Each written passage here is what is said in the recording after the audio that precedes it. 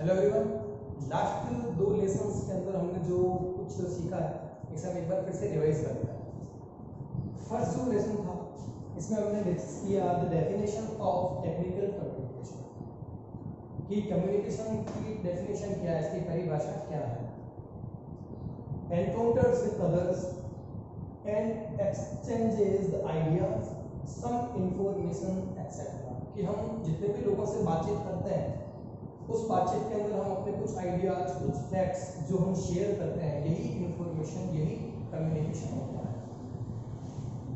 The better communication skills opens many doors towards the growth. Means अगर हमारा communication skill अच्छा है तो हम हमारे लाइफ के अंदर अच्छा ग्रोथ भी करेंगे और हमारे लिए कई सारी अपॉर्चुनिटीज भी लाता है कि हम वेरियस डायरेक्शंस के अंदर अपनी ग्रोथ कर सकें।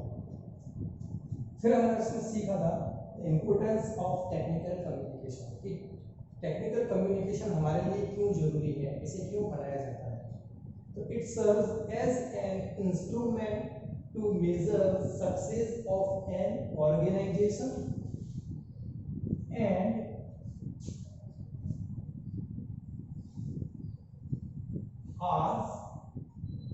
as मतलब टेक्निकल कम्युनिकेशन जो है ये एक इंस्ट्रूमेंट की तरह काम करता है एक ऑर्गेनाइजेशन के लिए भी और हमारे भी, और हम इससे हम और हमारा जो ऑर्गेनाइजेशन है उसने कितनी सक्सेस अचीव की है इसे हम आसानी से मेजर भी कर सकते हैं। फिर जो सेकंड लेसन था उसके अंदर हम डिस्कस किया था difference between technical communication and general communication कि टेक्निकल कम्युनिकेशन और जनरल कम्युनिकेशन के बीच में क्या फर्क है, क्या डिस्कस है, इसके अंदर हमने क्या डिफरेंस है, इसके अंदर हमने 6 पॉइंट्स डिस्कस किए हैं कि टेक्निकल कम्युनिकेशन में और जनरल कम्युनिकेशन में क्या क्या डिफरेंसेस हैं। ये डिफरेंसेस आपको याद होगा कि जनरल कम्युनिकेशन क्या है, मोस्टली क्या होता है ऑरल होता है और यहाँ पर ऑरल और रिटन दोनों हो सकते हैं। यह इनफॉर्मल है, यह फॉर्मल होता है। तो इस तरीके से हमने 6 पॉइंट्स डिस्कस किए हैं। फिर हमने इसमें डिस्कस किया था कि प्रोसेस ऑफ कम्युनिकेशन, ये कम्युनिकेशन का प्रोसेस क्या है कि कम्युनिकेशन किस तरीके से स्टेबलाइज होता है। इसमें हमने पढ़ा था एक सेंडर या स्पीकर जो एक मैसेज को सेंड करता है और यहाँ से यह सिस्टम के द्वारा जो हमारा मैसेज है यह सेंड होता है।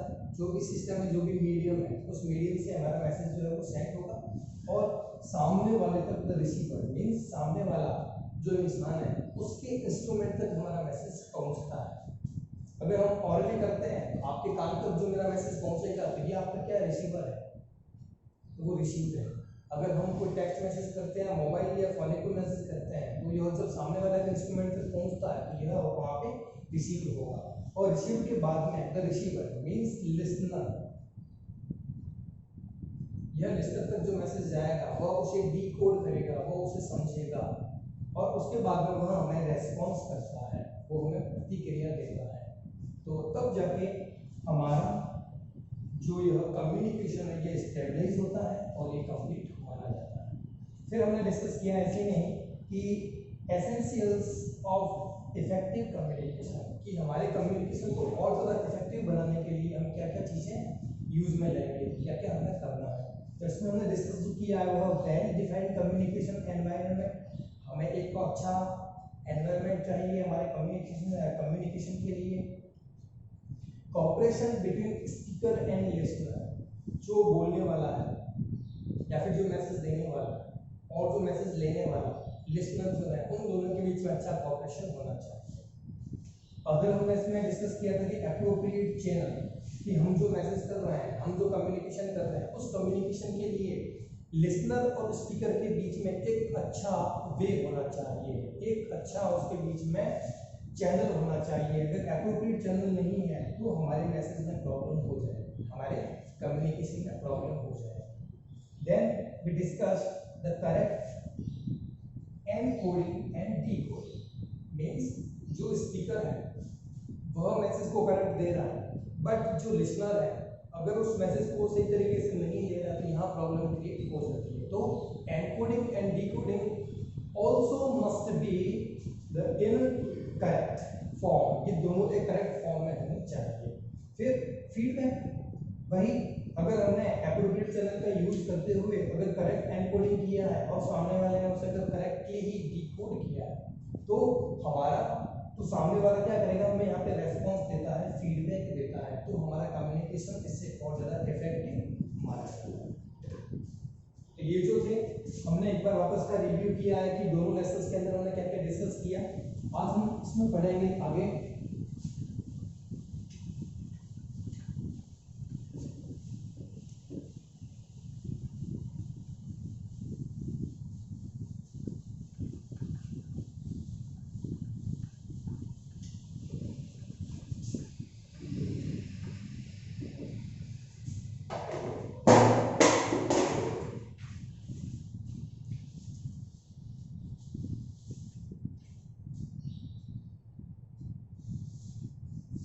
आज हम पढ़ेंगे ऑब्जेक्टिव्स ऑफ कम्युनिकेशन कि टेक्निकल कम्युनिकेशन के ऑब्जेक्टिव्स क्या है।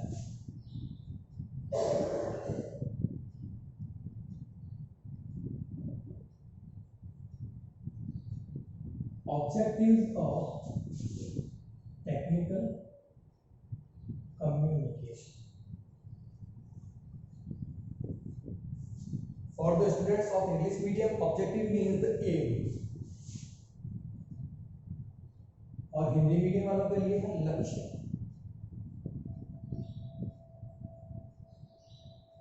कि टेक्निकल कम्युनिकेशन का एम क्या है, उसके लक्ष्य क्या है, हम टेक्निकल कम्युनिकेशन को क्यों पढ़ते हैं, इसे क्यों पढ़ाया जाता है और हमारे लिए ये कितना इम्पोर्टेंट है, ये हम डिस्कस करेंगे। तो all the first step is to provide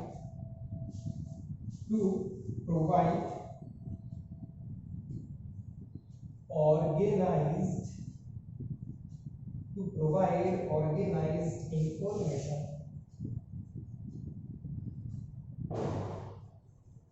that adds quick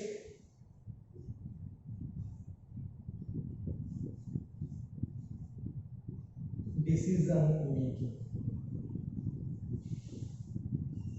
technical communication में जो सबसे पहला ऑब्जेक्टिव है, इसका सबसे पहला जो एम है वो एम है to provide organized information that aids quick decision making. कि एक ऑर्गेनाइजेशन के अंदर, एक इंस्टीट्यूट में या एक कंपनी के अंदर टेक्निकल कम्युनिकेशन को हम इसलिए यूज में लेते हैं कि हम यहाँ पे हमारे इंफॉर्मेशन को अच्छे से दे पाए, हमारी इंफॉर्मेशन को अच्छे से स्प्रेड कर पाए, और उसके बाद में यह ऐड करता है, उसके अंदर सम्मिलित करता है quick decision making.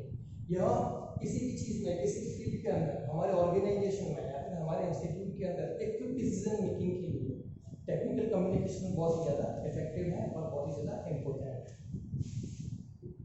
The second is to invite corporate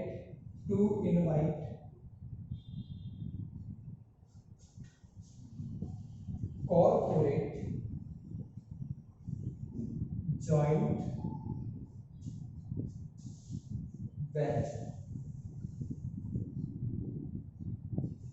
venture means उपक्रम व्यापार। To invite corporate joint venture means technical communication की फॉर्म को इसलिए ज़्यादा तवज्जो देते हैं हमारे फील्ड के अंदर बिकॉज कई सारी ऐसी कंपनीज हैं जो अदर कंपनी के साथ में उसके कोऑर्डिनेशन में वर्क करती है, या एक ऑर्गेनाइजेशन है बहुत दूसरे ऑर्गेनाइजेशन के साथ में एक कॉर्पोरेशन के साथ में वर्क करती है, दोनों एक साथ मिलकर के काम करते हैं, प्रोजेक्ट्स को बनाते हैं, प्रोजेक्ट को क्रिएट करते हैं। तो इस वेंचर के अंदर, इस उपक्रम के अंदर भी हमारा जो टेक्निकल कम्युनिकेशन है यह इम्पोर्टेंट है कि दो कंपनीज को एक साथ में लेकर के कैसे काम करना है, हमारे किस स्किल को ये डेवलप करेगा, यह हमारे स्किल को यहाँ पे हम क्या करते हैं कि दो कंपनीज को किस तरीके से साथ में ज्वाइन करना है, या दो ऑर्गेनाइजेशन है जो बिल्कुल अलग अलग हैं तो उसे हम किस तरीके से एक साथ ज्वाइन करते हैं, एक स्टेज पर लाते हैं और फिर हम हमारे एक प्रोजेक्ट को कंप्लीट करते हैं, उस प्रोजेक्ट के ऊपर हम वर्क करते हैं। जैसे कि कई सारे टीवीज या मोटर बाइक्स जितनी भी आती हैं, तो इसके अंदर टीवीज हैं, मोटर बाइक्स है या फिर कंप्यूटर्स हैं, तो ये सारे सेल क्या होते हैं, ये सारे असेंबल्ड होते हैं। असेंबल्ड मींस क्या है कि इसके जो पार्ट्स हैं वो अलग अलग कंपनी ने बनाए हैं, लेकिन उस अलग अलग पार्ट्स को हम खरीद करके हम एक यूनिट तैयार करते हैं। यूनिट का मतलब है जो हमारा सिस्टम जो भी है, जैसे टीवी हो गया, कोई बाइक हो गया, तो इसे हम यूनिट कहेंगे। तो क्या कर रहे हैं कि टीवी के अंदर लगने वाले जितने भी चीजें हैं, उन चीजों को क्या किया है हमने अलग अलग कंपनी से खरीद कर असेंबल किया, और वो असेंबल करने के बाद में हमने हमारा एक टीवी बनाया। या फिर कोई बाइक है, तो उस बाइक के जो पार्ट्स है वो पार्ट्स बनाने वाली कंपनियां तो अलग अलग है, तो उस अलग अलग कंपनीज के पार्ट्स को हमने खरीदा है, और खरीदने के बाद में हमने एक बाइक बनाई, और उस बाइक को हमने क्या किया, मार्केट के अंदर लॉन्च किया। तो ये जो हमने अलग अलग कंपनी से जितने भी इनकी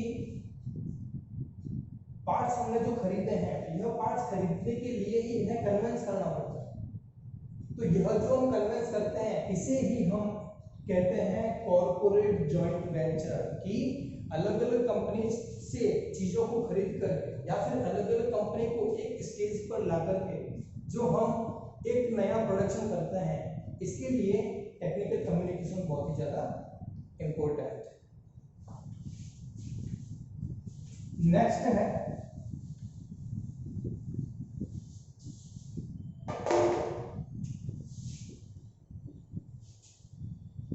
to disseminate knowledge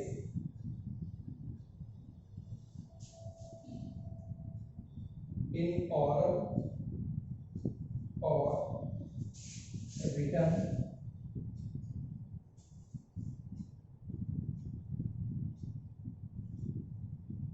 communication. Disseminate means to spread. Hindi में इसे कहेंगे हम प्रचार करना या फैलाना, प्रचार करना या फैलाना।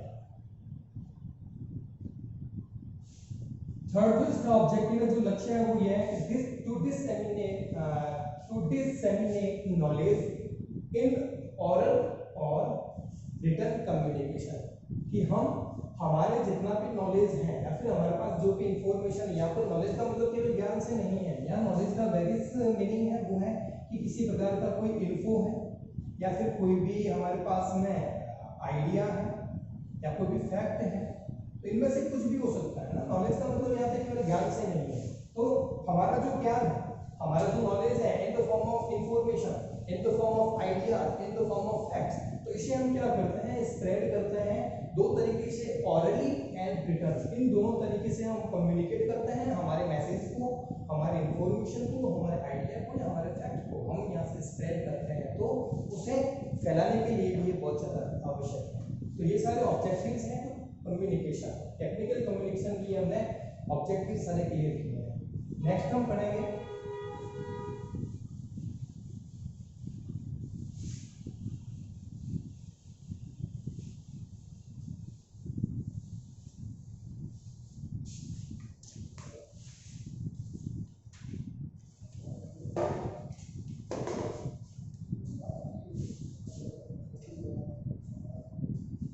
नेक्स्ट हम डिस्कस करेंगे लेवल्स ऑफ कम्युनिकेशन। कम्युनिकेशन के लेवल्स क्या क्या है,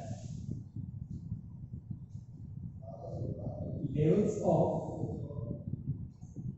कम्युनिकेशन।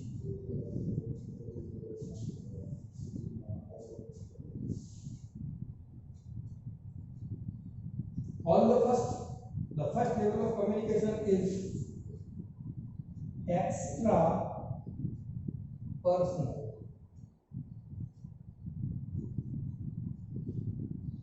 Communication.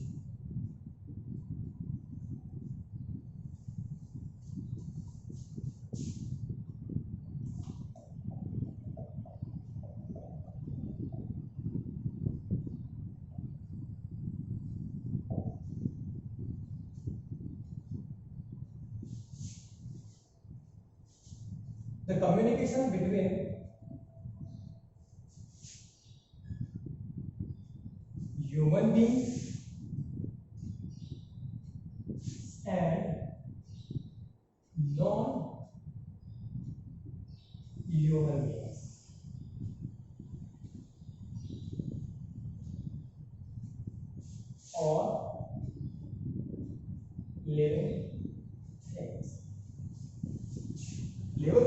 कम्युनिकेशन के अंदर हम पढ़े कि कम्युनिकेशन किन किन प्रकार से होता है, किस तरीके से किया जाता है और कहाँ कहाँ होता है, किस फॉर्म में करते हैं।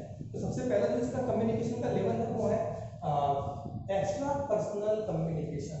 मीन्स यहाँ पर जो कम्युनिकेशन होगा यह होगा between human beings and non human beings और लिविंग थिंग्स, इनके बीच में। मीन्स एक इंसान जब किसी भी non human beings, non human being का मतलब यहाँ पे आप ले सकते हैं किसी भी जानवर से कम्युनिकेट करता है। कई सारे होता है कि अपने घर पे जो पेट्स होते हैं उस पेट्स के साथ वो बातचीत करते हैं, उसका नाम भी रखते हैं। तो यह जो कम्युनिकेशन हो रहा है इस कम्युनिकेशन को कहेंगे एक्स्ट्रा पर्सनल कम्युनिकेशन। और at the same time a person talks with non living things also। कभी कभी जो इंसान होता है वह कुछ नॉन लिविंग थिंग्स के साथ भी बात करता है। कई सारे लोग अपने बाइक को या अपने कार को बहुत ज्यादा प्यार करते हैं, उसे नाम देते हैं और उसे कहते भी हैं। तो ये सारे जो कम्युनिकेशंस हैं वो किस तरीके से हैं, यह है एक्स्ट्रा पर्सनल कम्युनिकेशन। किसी भी ह्यूमन बीइंग का नॉन ह्यूमन बीइंग और नॉन लिविंग थिंग्स के साथ में बातचीत करना, यह कहलाता है extra personal communication. And second it is intrapersonal communication. यहाँ पर हम दो फॉर्म को साथ में कंपेयर करते हुए पढ़ेंगे। तो सेकंड नंबर पे है इंट्रापर्सनल कम्युनिकेशन और थर्ड नंबर पे हम देखेंगे interpersonal communication.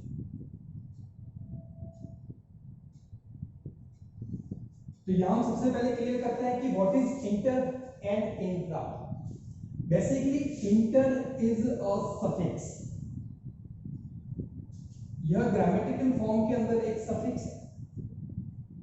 Suffix means a word which we add at the beginning of the word. किसी भी शब्द के स्टार्टिंग में कुछ हम जो शब्द को लगाते हैं उसे हम प्रीफिक्स कहते हैं। यहाँ ये सफिक्स नहीं होगा, एक्चुअली ये प्रीफिक्स है, सॉरी प्रीफिक्स। प्रीफिक्स मीन्स किसी वर्ड के आगे की तरफ लगाना। हिंदी में हम इसे कहते हैं उपसर्ग।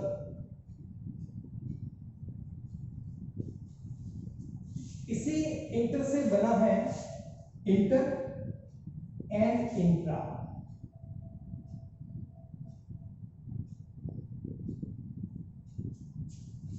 अब इंट्रा जो है, इंटर में आपने पढ़ा, हम कहते हैं ना इंटरनेशनल, इंटरकास्ट। तो ये क्या है, कास्ट जो है, जो ये कास्ट है ये मेन वर्ड है, इसके आगे हमने प्रीफिक्स लगा दिया इंटर, तो ये हो गया इंटर कास्ट। इसी तरीके से इंटरनेशनल, तो ये सारा इंटर जो है यह एक प्रीफिक्स है। अब इसी इंटर से बना है इंटर और इंट्रा। तो इसे हम हिंदी में और ज्यादा डिफाइन करेंगे तो इंटर का मतलब होगा, सबसे पहले देखते हैं इंट्रा का। इंट्रा का मतलब होता है अंतः और इंटर का मतलब होता है अंतर। तो देखिए हिंदी के अंदर क्या है, इंटरनेशनल मींस अंतरराष्ट्रीय। तो यह जो अंतरराष्ट्रीय है इसका मतलब है कि दो चीजें हैं, उन दो चीजों के बीच का। मींस इंटर का मतलब है जैसे कि यूएसए और इंडिया, इन दोनों के बीच में जब होगा तो हम क्या कहेंगे, इंटर कहेंगे। मींस दो चीजों के बीच में है तब तो वो हो जाएगा इंटर। और इंट्रा मींस अंतर, इसके अंदर इंसान खुद का ही है, एक जो चीज है, केवल एक चीज है, वन थिंग, और उस वन थिंग के अंदर का ही। जैसे इन दोनों को अलग करते हैं तो केवल यूएसए का ही या फिर सिर्फ इंडिया का ही। जैसे कि कोविड-19 है, अब कोविड-19 का जो वैक्सीन जिन कंपनीज ने बनाया या फिर जिस कंट्रीज ने बनाया है, तो वो अगर खुद की कंट्री में काम में लेता है तो उसे कहेंगे इंट्रा, और अगर वह अदर देशों के साथ में भी उसको शेयर करता है तो वो हो जाएगा वहां पे इंटर। तो यह है फर्क बेसिकली इंटर एंड इंट्रा के बीच में।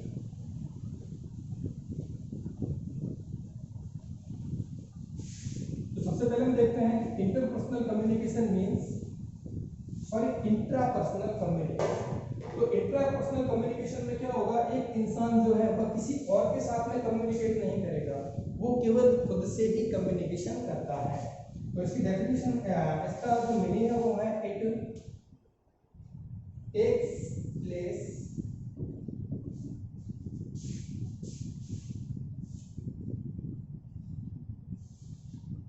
within an individual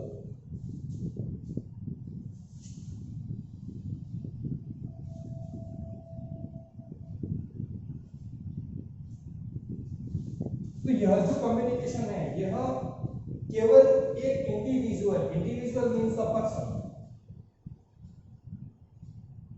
व्यक्ति, हिंदी में कहते हैं इसको व्यक्ति।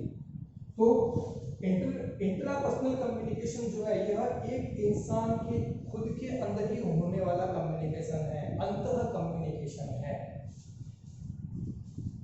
इसमें जो कम्युनिकेशन होता है वो इंसान का खुद से ही कम्युनिकेशन होता है।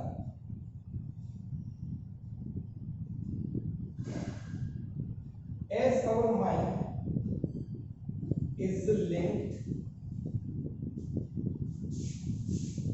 to all parts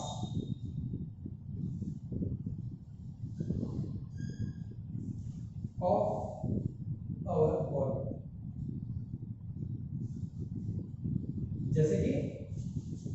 जैसे कि हमारा जो माइंड है, as our mind is linked to all parts of our body, means हमारा जो माइंड है यह हमारी बॉडी के सारे पार्ट से कनेक्टेड है।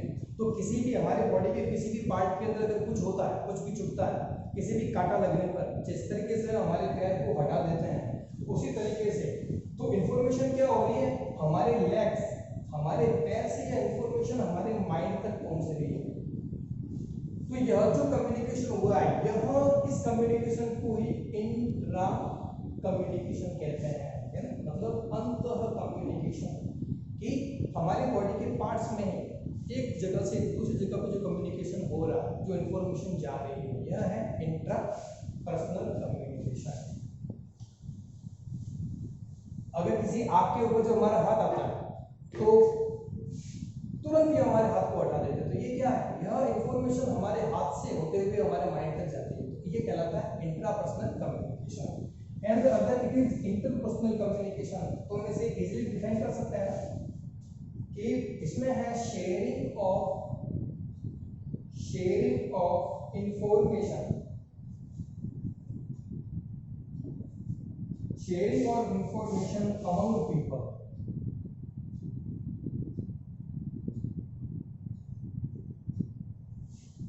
इंट्रा के अंदर जो कम्युनिकेशन है वो इंडिविजुअल का खुद का है, खुद से ही कम्युनिकेशन है। इसे हम मेडिटेशन में भी ले सकते हैं। एक इंसान जो मेडिटेशन करता है तो वो खुद से बात करता है, तो वो इंट्रापर्सनल कम्युनिकेशन है। Whereas the other is interpersonal communication, it means sharing of an information among the people. यहाँ पर अंतर मींस दो के बीच में, तो here we can include the more than two, मतलब दो से ज्यादा को भी हम यहाँ पे ले सकते हैं। तो जब दो या दो से ज्यादा के बीच में जो इंफॉर्मेशन की शेयरिंग होती है, आइडियाज की जो शेयरिंग होती है, इसे हम कहते हैं interpersonal communication.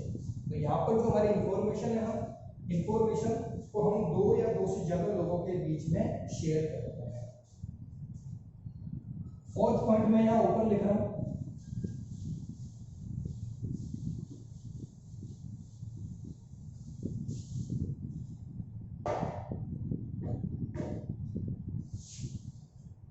at the fourth number it is organized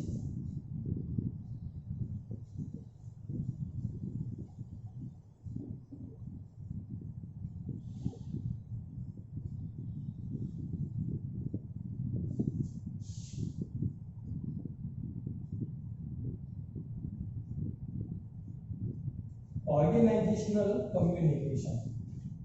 means यहाँ पर जो कम्युनिकेशन है यह एक ऑर्गेनाइजेशन के अंदर, एक इंस्टीट्यूट के अंदर या एक कंपनी के अंदर जो होने वाला कम्युनिकेशन है, इसे हम ऑर्गेनाइजेशनल कम्युनिकेशन करते हैं। Means communication in organisation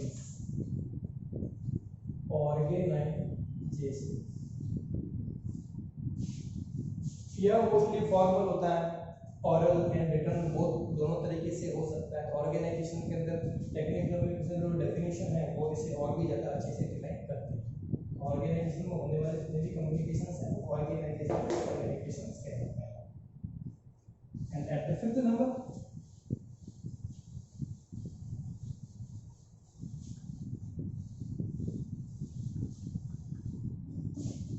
and the fifth level of communication is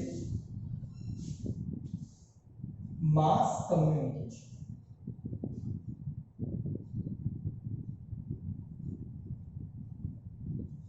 Mass communication. Mass means wide, world wide web. तो इसमें जो हम डब्ल्यू बीच वाला जो वाइड पढ़ते हैं, वर्ल्ड वाइड वेब, तो यहाँ पर जो हम वाइड को पढ़ते हैं वो यही है। वाइड का मतलब होता है विस्तृत, बहुत ही ज्यादा। तो यहाँ पर जो फिफ्थ लेवल है वो है मास कम्युनिकेशन। तो ये वर्ड से लगभग क्लियर हो जाता है कि मास कम्युनिकेशन मीन्स व्हाट, कि यहाँ पर जो हमारा कम्युनिकेशन है ये हमें बहुत ही ज्यादा लोगों के बीच में हम शेयर करते हैं। यहाँ पर कम्युनिकेशन जो स्टेबलाइज होता है वो एक बहुत ही लार्ज अमाउंट ऑफ पीपल के अमाउंट में किया जाता है, एक बहुत ही विस्तृत भूभाग के अंदर जो हमारे मैसेज को स्प्रेड करते हैं, इट कॉल्स मास कम्युनिकेशन। इसको अच्छे से डिफाइन करते हैं। It mean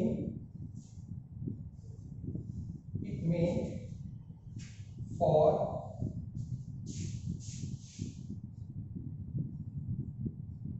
large audience and requires a medium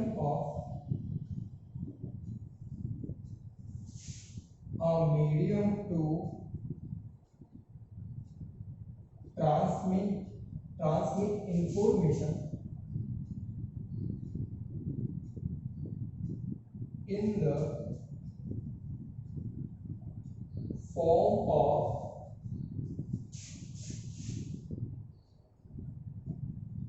journals, books, TV, internet, etc. to reach